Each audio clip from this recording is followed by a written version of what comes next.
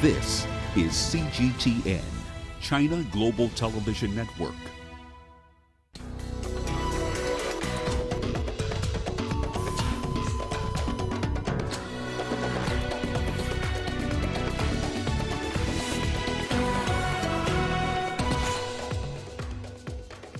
Freed Nigerian schoolboys reunite with their families as government vows to do more to protect schools. China lays out a plan to roll out its vaccines across the country, starting with high-risk people.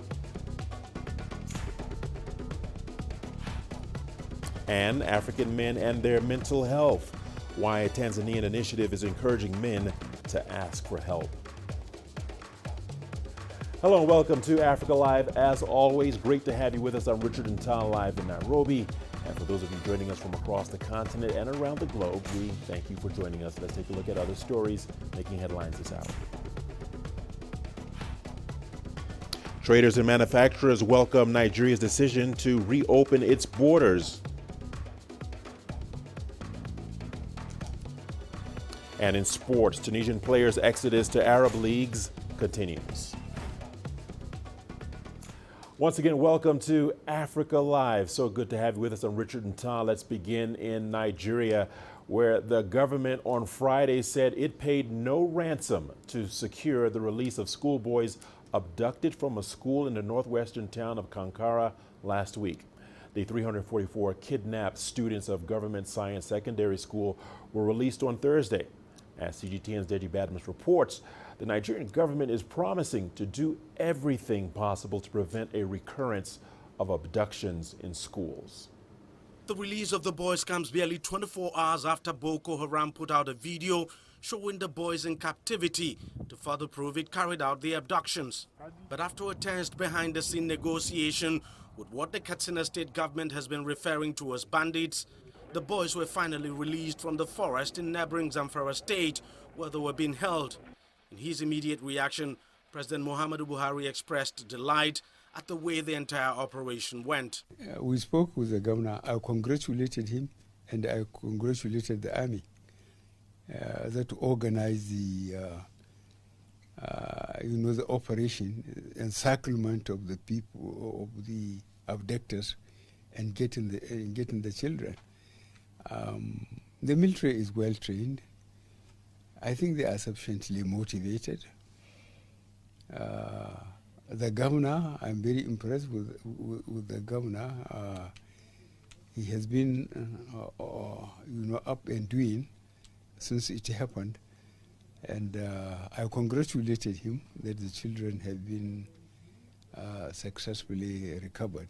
The president has now met with the boys in Katsina, promising to bring their kidnappers to justice. And for the parents of the students, this is the end of a harrowing nightmare they've had to endure for the past 6 days. In all, the Katsina state government says 344 students were released, more than the 333 it initially reported were missing.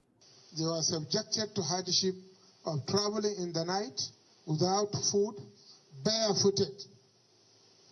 All of them returned barefooted.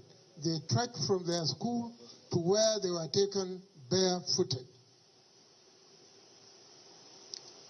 To the parents, for those who prayed, we say thank you. Allah has answered our prayers, Mr. President, that these young men are here. And it's now our responsibility to make sure that it never happens again. The release of the students may also have put to rest the controversy over the group responsible for the abduction. Boko Haram had claimed responsibility for the kidnapping, a claim the military and the Katsina state government dismissed. The government says bandits, who were mainly Fulani cattle rustlers, were responsible for the abduction, and there are fears they may have some connections with Boko Haram. My professional understanding of the development is that it was bandits that carried out that abduction.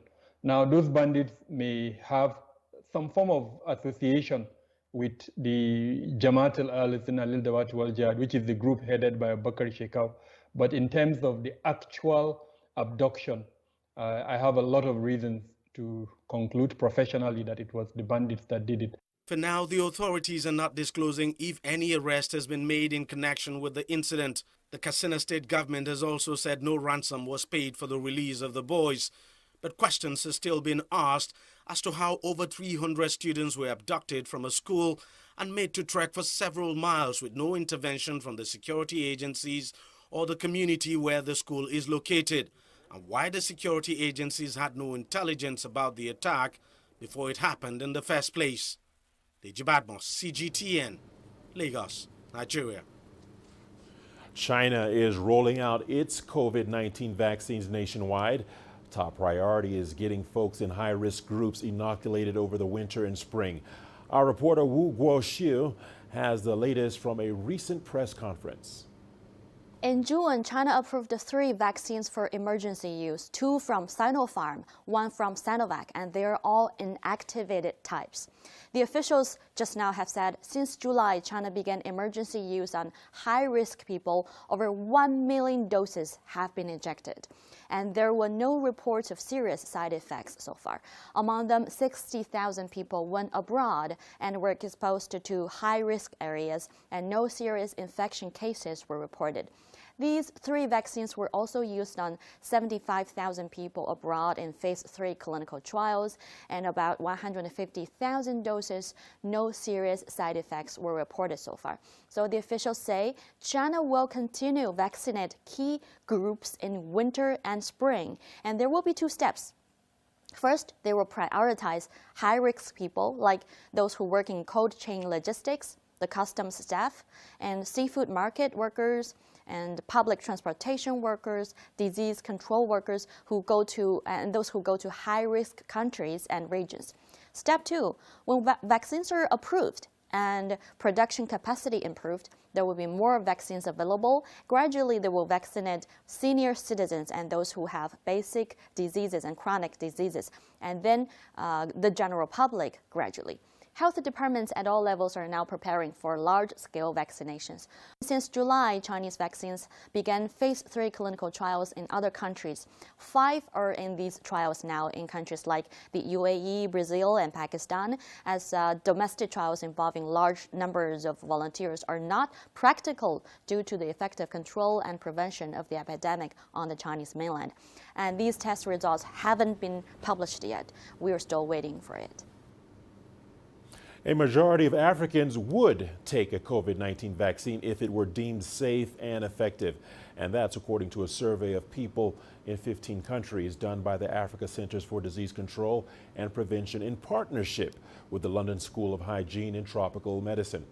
The Africa CDC says its survey offers critical scientific evidence to help boost vaccine uptake across the continent. CGTN's correspondent Coletta Wanjohi reports from Addis Ababa. According to the findings of this major new survey, 4 out of 5 of respondents said they would willingly have a COVID-19 vaccine. Older people, those who know someone who has tested positive for the disease, and those who live in rural areas are the most willing to have the jab.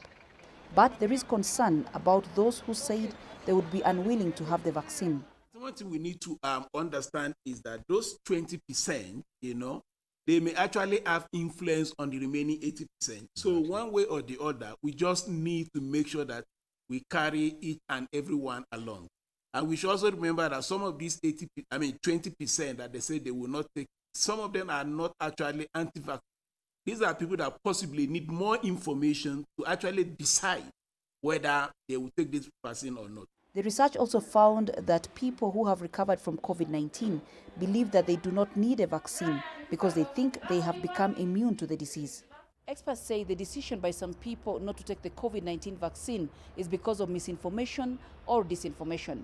Many of those who said they would not take the vaccine believe that the disease is man-made, does not exist, is exaggerated, or even does not pose a threat.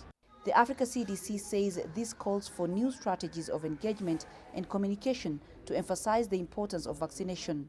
I think it means we have to do more to really explain what safety means, and to also to begin to debunk some of the misinformation around the vaccine being unsafe and others, and how the amount of energy that we put in here will help lift up the whole vaccination programs across developing countries. So if we do a good job at with the COVID vaccine, then I can see how other vaccination programs, which is perhaps the most potent tool in public health practice, will also benefit. Currently, 3 vaccines have proven to have high efficacy, and immunization has begun in the United States and Europe. The Africa CDC now says it is doing all it can to help countries access enough of those vaccines and keep people safe. Colette Wanjohi, CGTN, Addis Ababa, Ethiopia. The UN Security Council has voted to renew the mandate of the peacekeeping mission in the Democratic Republic of the Congo in a resolution adopted with 14 votes in favor and 1 abstention. This allows the UN mission known as MONUSCO to be extended until December the 20th, 2021. The resolution has also decided that MONUSCO's authorized troops will comprise of 14,000 military personnel, 660 military observers, and at least 500 police officers. The resolution, though, demands that all armed groups immediately cease all forms of violence and other destabilizing activities. Meanwhile, the United Nations and its partners have launched an appeal for $254 million to provide urgently needed assistance for millions of people in and around Mozambique's violence-stricken Cabo Delgado. The crisis in Cabo Delgado province is linked to attacks by Islamist militants and a perceived failure by authorities to distribute some of the vast minerals and offshore gas revenues to the local population. The crisis in Cabo Delgado rapidly escalated in 2020, with attacks and fighting forcing tens of thousands of people from their homes every month. Nearly 530,000 people are now internally displaced in Cabo Delgado, Nampula and Niassa, almost 5 times the number registered some 9 months ago in March. People fleeing violence in Cabo Delgado have been exposed to severe violations and abuses, and we are especially concerned for the plight of children and women. Women and girls are at risk of abduction, gender-based violence and exploitation, while boys are at risk of being killed or recruited by armed groups. The news continues on Africa Live. Plenty more ahead in just a few moments, including African men and their mental health. Why a Tanzanian initiative is encouraging men to ask for help. And a Sudanese youth recognized for fighting hate speech and misinformation.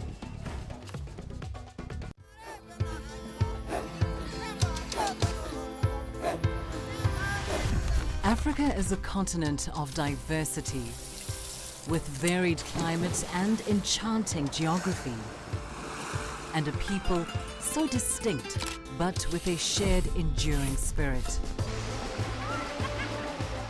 We are at the heart of the continent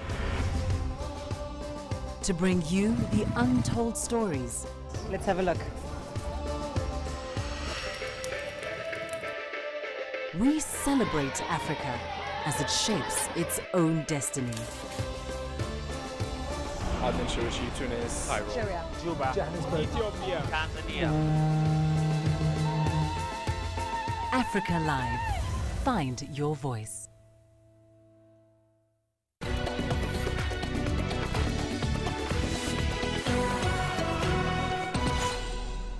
Welcome back, everyone, to Africa Live. Thanks for your company.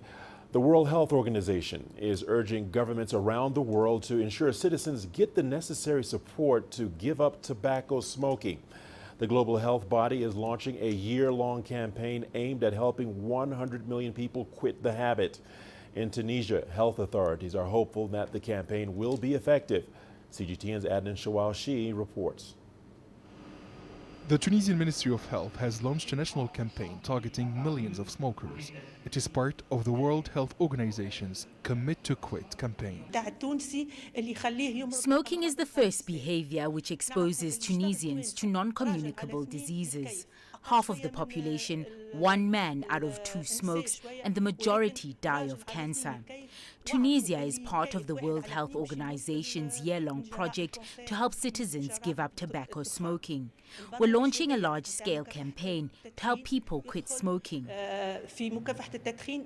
Experts say Tunisian researchers have identified and assessed potential risks that refillable e-cigarettes pose to public health. They estimate that more than 70,000 youths in the country use the gadgets. The tobacco industry is using new flavors and marketing techniques to attract young smokers. Little information has so far been available on this new and rapidly developing industry of e-cigarettes, but it's certainly harmful as it creates a new form of nicotine addiction. Meher Sghayer is a Tunisian journalist who quit smoking after 20 years. He took the decision when he was working remotely from home during the first general lockdown amid the COVID-19 pandemic in March. Now he says he's been able to once again enjoy a normal life. My work is very stressful. I feel much better since I quit smoking. I'm practicing sports every day, which was impossible in the past. I'm no longer coughing or having difficulty breathing due to cigarettes. I encourage smokers to change their habits and care about their health. The Ministry of Health will also launch the TIPS campaign involving former smokers, which profiles real people living with serious long-term health effects from smoking. According to the World Health Organization, quitting tobacco smoking remains challenging. The international campaign will support at least 100 million people as they try to give up tobacco through communities of quitters. Adnan Shawishi, CGTN, Tunis. Health experts are worried that the number of men with mental health issues in Tanzania is on the rise, as evidenced by high suicide rates. However, many are unwilling to admit it, and they are often too embarrassed to take action for fear of stigmatization. CGTN's Daniel Kijo brings us more on the local initiative gunning to change this narrative. Yeah, this is Men, the podcast. With 27 episodes and over 1,500 listeners every time it airs, Men is more than just your average podcast. Its founder says he's literally trying to save the lives of men, one episode at a time. So the suicidal numbers for men are higher than women. And also, that is also attributed to the fact that all the means that actually men use when it comes to commit suicide. Men choose very aggressive methods when it comes to trying to commit suicide. A man will try to jump from the roof of a tall building, you know. They'll take a gun and try to shoot themselves, stab themselves with a knife, or hang themselves in a tree. We've seen a lot of these cases. The podcast has been on air for over a year. It tackles all kinds of topics relating to mental health. Michael says one of the major barriers to men opening up is largely due to the taboos around mental health for Tanzanian men. The World Health Organization in 2016 placed Tanzania as the 4th country in Africa with the highest suicide rates. And out of 3,001 deaths, shockingly, 2,103 were of men. So the issue of mental health for men in the country seems to be much needed. But the big question is, do men know where to get help? This happened to me many times. I get terrible headaches. Most of the time we turn to alcohol to numb the pain, but that's a temporary solution. Emotions are hard to control, so we look for distractions to stop us from thinking about it. Globally, the WHO says close to 1 billion people are living with a mental disorder. 3 million people die every year from harmful use of alcohol, and 1 person dies every 40 seconds by suicide. Michael says helping men improve their mental well-being is not just a health issue, but also an economic one. If your mental health is important, you'll take care of your sexual health. So we probably reduce the number of STDs and diseases like AIDS, you know. Probably we reduce gender-based violence and things like female genital mutilation. Probably we reduce half of them. So we have to build an economic case for the government to actually say, like, you know, there's a problem here and the solution is here. Mental health is a matter of life and death. But in Tanzania, there's not much public awareness on the issue. Michael hopes that his podcast helps bring his listeners support, in itself invaluable in dealing with this silent killer. Daniel Kijo, CGTN, Dar es Salaam. In South Sudan, a community-based organization has been created to fight misinformation and hate speech. The group is known as Defy Hate Now and tries to correct false information that is widely shared and can promote violence. Its founder has just been put on an exclusive list identifying the 100 most influential young Africans in 2020. CGTN's Patrick Oyet reports. Still in his 20s but putting his country on the global map, Nelson Kwaje is the man behind Defy Hate Now in South Sudan, a local organization that works on providing community-based correct information to fight hate speech. So we started in South Sudan with a very small project and a very small team. But then after that, we decided also both to expand the program, the kind of things that we're tackling. So we're now tackling misinformation, incitement to violence. We're also doing peace building in the grassroots. But also the project has grown to other countries. So now we have an active project in Ethiopia. We also have a project in Cameroon. Nelson has just been named as one of the most influential African young people in a top 100 list compiled by Advance Media and Africa Youth Awards. He put his education in computing to good use and says Defy Hate Now collects information, verifies or corrects it, and publishes the truth both online and by engaging with the public face-to-face. We work with community actors on the ground.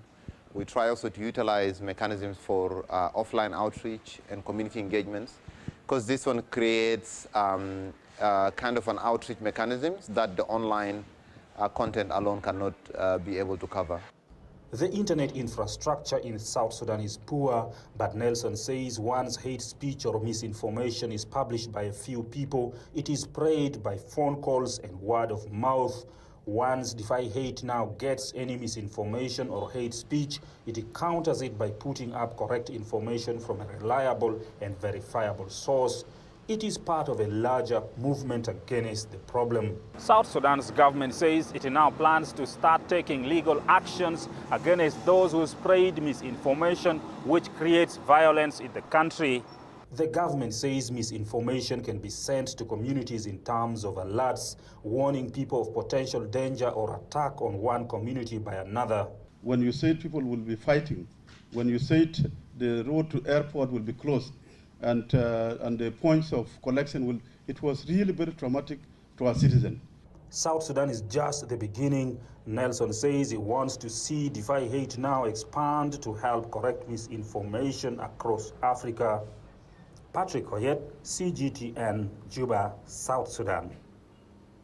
Pierre Tankeyu, a Cameroonian entrepreneur from Douala, transforms coal dust into clean coal.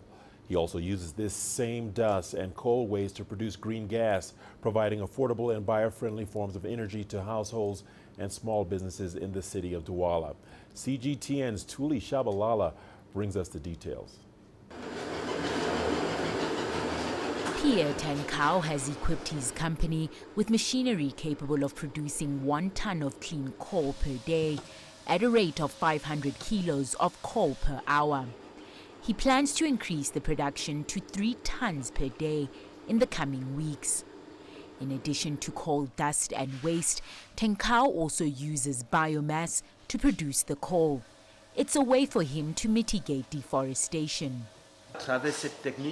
Our technique consists of recovering coal waste and sawdust, which we transform into ecological coal.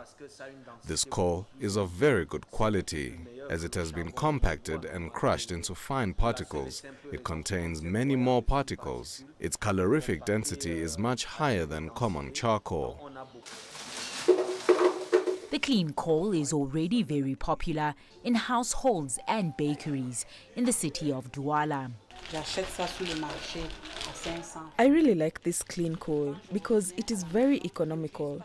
It costs about $1 on the market. For meals, I use half the packet of coal. It is only for big meals that last for a long time that you use the whole packet. For women who don't like to cook too much, the packet can be used 2 or 3 times. Like ecological coal, this green gas is also obtained from the carbonization of biomass, dust and coal waste. The idea of producing gas from coal dust stems from the fact that I wanted to offer people something cleaner, cheaper and more efficient. That's why I worked on producing green gas from coal dust. We talk about green gas simply because it comes from biomass and it is a renewable product. I am very happy to produce green gas because the objective was to facilitate in the far north of Cameroon the valorization of all the biomass that is found in that area. Natural gas would present numerous risks, such as an explosion following a gas leak in the presence of a heat source, and intoxication due to poor combustion of the gas and the production of carbon monoxide. You see the smoke coming out. It's not smoke, but gas. This gas cannot explode like the liquefied propane we have in our homes. So it can be handled very easily. It can be used in restaurants, households, hospitals, or school canteens, and so on. Today, Pierre aims to expand his business in the 10 regions of Cameroon and to train as many young people as possible in the valorization of biomass. Tuli Shabalala, CGTN. China has officially handed over the Afeniam Dam back to the Senegalese government after rehabilitating the structure. The maintenance project was spearheaded by the Ministry of Agriculture and Rural Equipment. The construction took place in the southern region of the country. It is expected to assist Senegal to achieve its objectives of food self-sufficiency in terms of rice production. The ceremony was chaired by Xiao Han, the Chinese ambassador to Senegal, and Moussa Bald, the Minister of Agriculture. The two men paid a tribute to the Chinese team for completing the work on time despite the COVID-19 crisis. The rehabilitation of the Afeniam Dam covers lots of civil engineering works, electromechanical equipment, the replacement of the coffer dam, the repair of the dam building, the rehabilitation of the borehole, the renewal of the water tower and pump, the construction of a warehouse, and the donation of double-cabin pickup vehicles for the dam workers. Senegal is a big agricultural country, and agriculture is its essential foundation. It occupies an essential place in the economic and social development of Senegal. The production contributes more than 15% of Senegalese GDP, and this sector provides more than 50% of jobs in Senegal. This is why the Chinese government has always regarded agriculture as one of the most important areas of Sino-Senegalese cooperation. Time now for a short break. The very latest in business coming your way in just a few moments. Here's a look at what's ahead. Traders and manufacturers welcome Nigeria's decision to reopen its borders.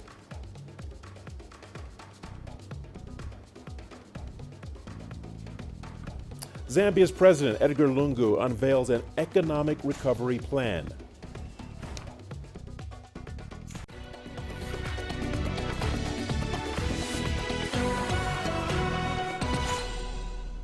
Welcome back to Africa Live. Now, with the world in the midst of a global economic crisis triggered by COVID-19, top Chinese officials have laid out their priorities for the new year at an economic conference in Beijing. CGTN's Gao Ang tells us more. A roadmap for economic development. For 2021, China aims to continue promoting technology innovation and building a stronger domestic market while stabilizing the financial sector. It's all part of what the government calls high-quality development, which is detailed in China's 14th five-year plan. It also aims to enhance the capability of industrial and supply chains to be independent and controllable. So China will shift more on the keyword, which is controllability, with its own fate, by which we need to focus more on those fundamental technologies that is able to reduce reliance on global supply. Besides tech innovation, China plans to focus on ensuring food security, achieving carbon neutrality, preventing disorderly expansion of capital, and promoting economic reforms. Also high on the agenda is boosting domestic consumption. Professor Liu explains how this could be achieved. More job opportunities and more opportunities for entrepreneurship, more business opportunities for the employers because they are there to decide on the salary level. Then also to provide better social security program so that people can be alleviated of the uncertainties so that they are able to empty their pockets to buy more. Officials say China is still in an important period of strategic opportunity.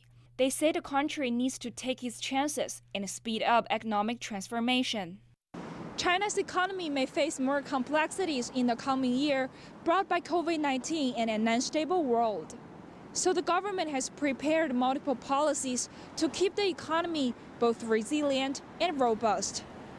Gang, CGTN, Beijing. A Ugandan e-commerce delivery firm is hoping to cut down on carbon emissions with the introduction of electric rickshaws, locally known as tuk-tuks. The company runs an online shopping platform, and the tuk-tuks are used to deliver the goods around the capital, Kampala. Soko Watch says the three-wheeled electric vans are the first of their kind in Africa. Here's Isabel Nakiria with that story.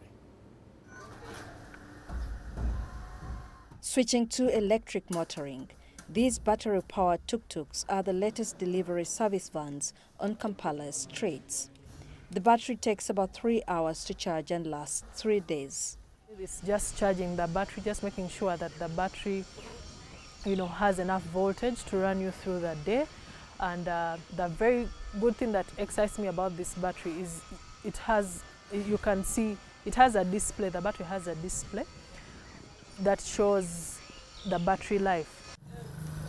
The online delivery firm Sokowatch, which owns the new fleet, says they are easier to maintain compared to the diesel-powered engines. With a fleet of 8 electric tuk-tuks now in operation, this company is hoping to slowly phase out the diesel engine three-wheelers in the near future. Their aim is to reduce on the carbon and noise emissions into the atmosphere. The Environment Agency in Uganda says the air pollution in Kampala has increased in the last decade. Environmentalists warn the pollution levels are a concern. Say a city like Kampala, which is overpopulated, and you have so many schools, and these schools are within the city itself, with so many, say, hundreds and thousands of motor vehicles emitting dangerous gases. These gases are inhaled by the children, they're inhaled by ourselves, the elderly, and they affect us in a wrong way. Sokowatch is partnering with India's Gaya Motorworks to make the tuk-tuks. The company says the challenge is in maintenance and repairs, as parts are not readily available on the local market, but drivers say it's user-friendly. They are easy to drive, so there is no need of changing gears each and every time, so you just drive automatically. The electric tuk-tuks make about 35 deliveries a day and can carry up to 500 kilograms worth of commodities. The company plans to expand its electric mobility to Rwanda. And as African countries struggle to reduce their carbon footprint, Uganda's tuk-tuk firm says it hopes to increase its fleet to have a cleaner Kampala. Isabel Nakiria, CGTN Kampala, Uganda. The inaugural direct flight by Air Peace Airline from Lagos, Nigeria to Johannesburg, South Africa has been described as a way to further deepen the bilateral and economic relationships between the two countries. A major Nigerian carrier, Air Peace, has commenced regular commercial flight operations from its Lagos hub into the city of Johannesburg. The flights will connect West and Southern African regions in about a 6-hour travel time. CGTN's Yulisa Njamela has more. The Air Peace airline management believes that the resumption of the operations could boost trade ties between Nigeria and South Africa. The two nations have close social and financial relations. It is the exemplification and reflection of mutual beneficial relationship.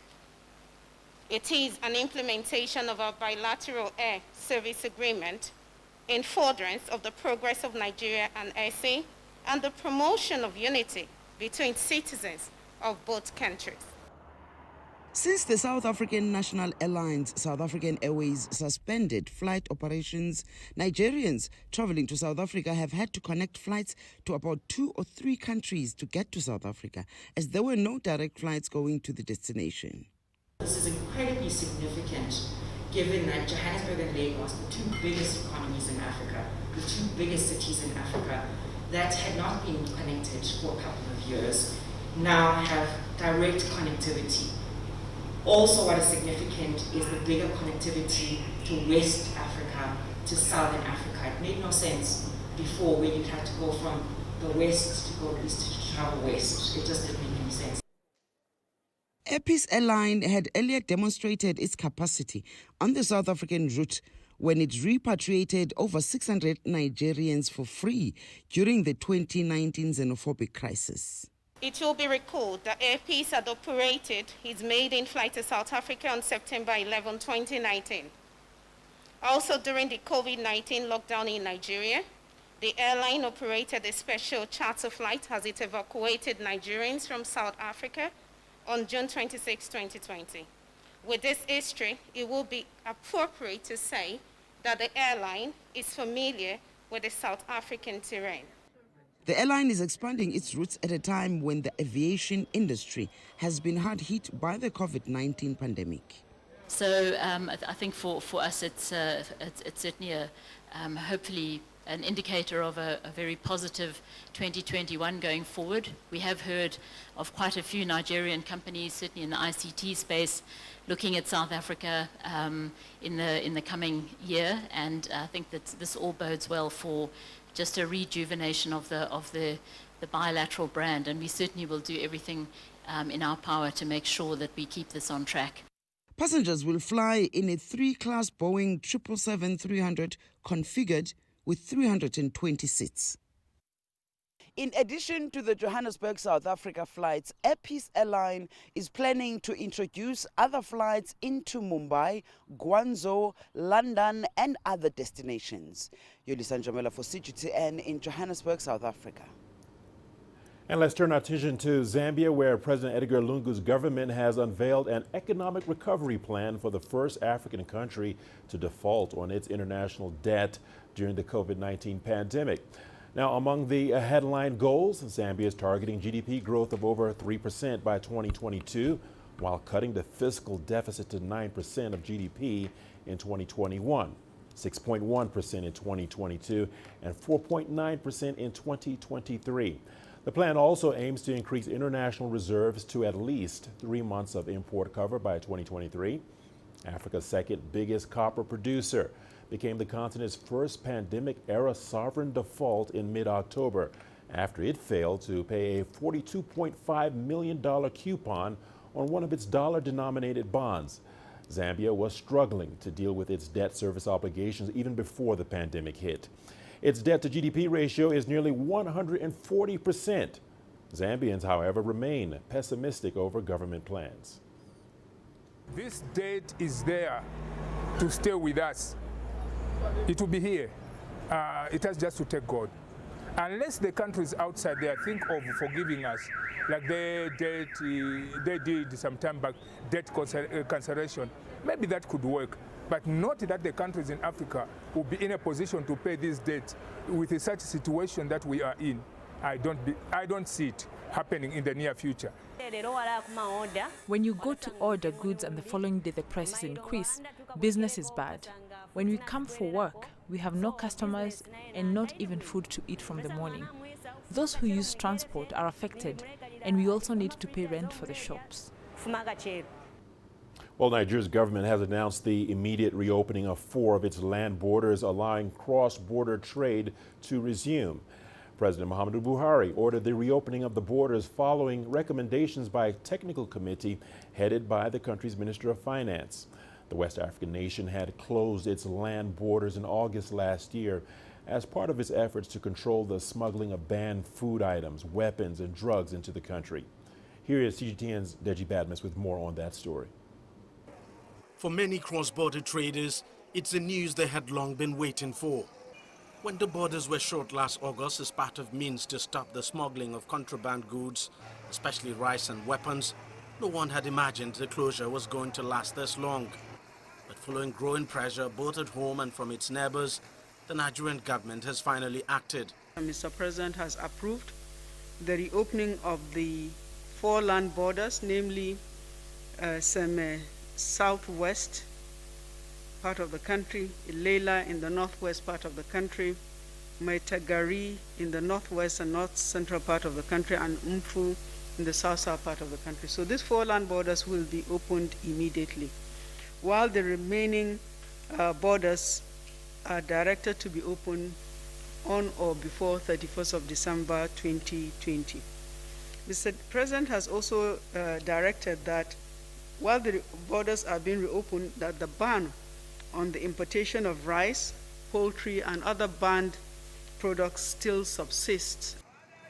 The 4 border crossing points are key commercial trading routes, and their reopening is expected to immediately revive commercial activities between Nigeria and its neighbors, which have stalled for over a year now. It is indeed a relief that at the end of the day, and before the commencement of the African Continental Free Trade Agreement, which is expected to kick in a matter of weeks, that the borders are being reopened. However, one must assume that during this period of closure, lessons have been learned, measures have been taken to ensure that those issues that led to the closure of the borders will not reoccur after this reopening. It looked a little bit incongruous for us to be part of the FCTA and close the borders. Now that the borders are open, it's an indication that indeed we are ready to play effectively as far as the AFCTA itself is concerned. But not everyone is happy with the reopening of the borders, especially local rice farmers who had cashed in on the closure to increase their yields and dominate the local market. Despite the ban on the importation of rice, they fear the reopening of the borders could lead to cheaper foreign rice flooding the local market. We can't leave our borders open when we don't compete very well with our neighboring countries. We don't have a manufacturing economy. We don't even have a sufficiently productive economy. Remember that we had jettisoned the agricultural sector because we could cheaply import what we wanted by selling oil. And if you consider the fact that the ban on the importation of rice has not stopped the smuggling of rice, then you know that we are endangering especially the production of rice. The government says it will do everything to protect local farmers and ensure banned food items like rice do not enter the country. But from experience, that is easier said than done. And it's why the local farmers are not really that convinced by the government's assurances. Deji Badmos, CGTN, Lagos, Nigeria. And we are not done just yet. We'll see you on the other side of the break with more news stories. Here's a look at what's ahead. A South African chef rides high with unique chocolate tastes.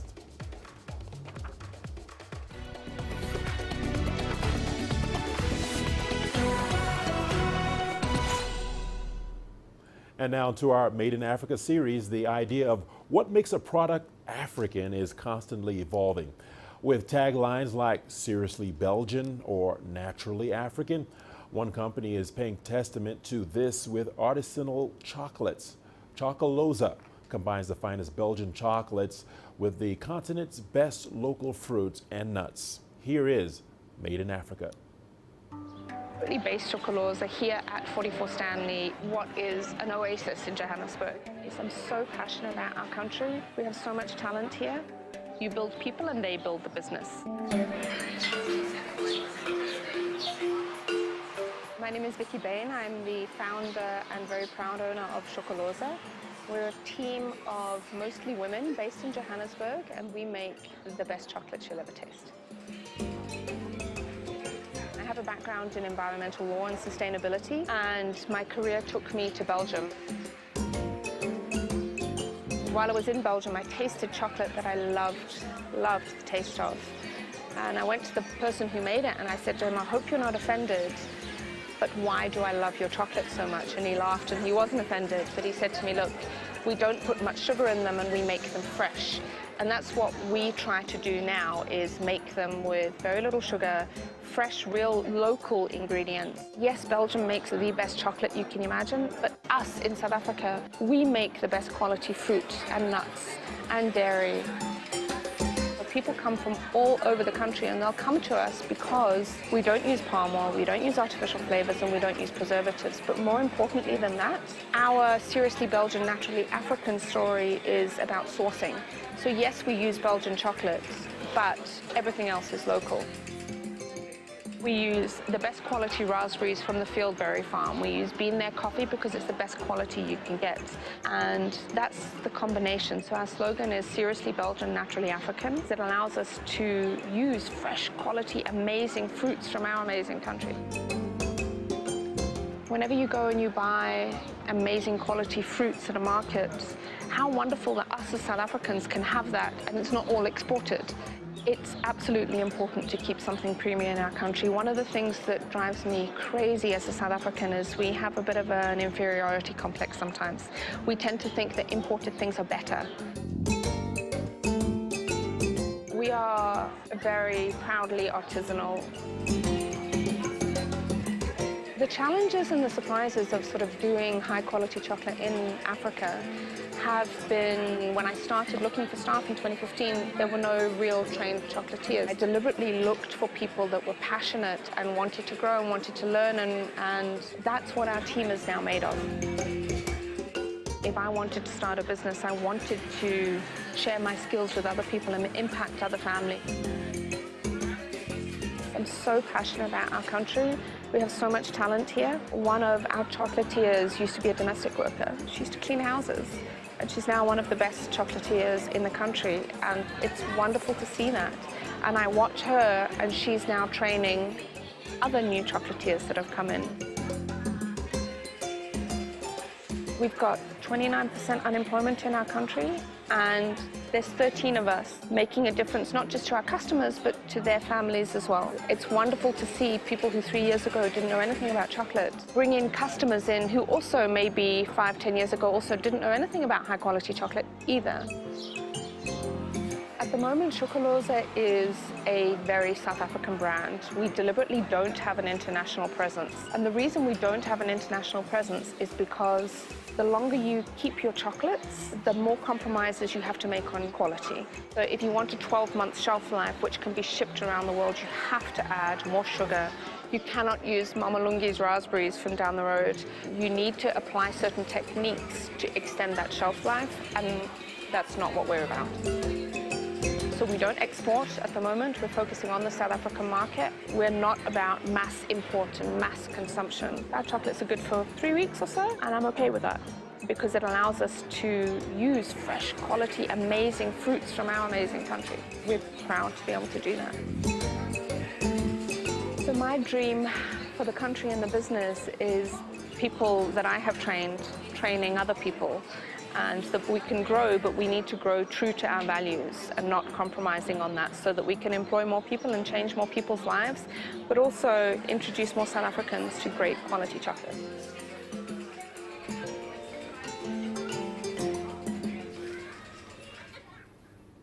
Well, buckle up because we have your sports news coming up after the break. Here's a peek at that headline.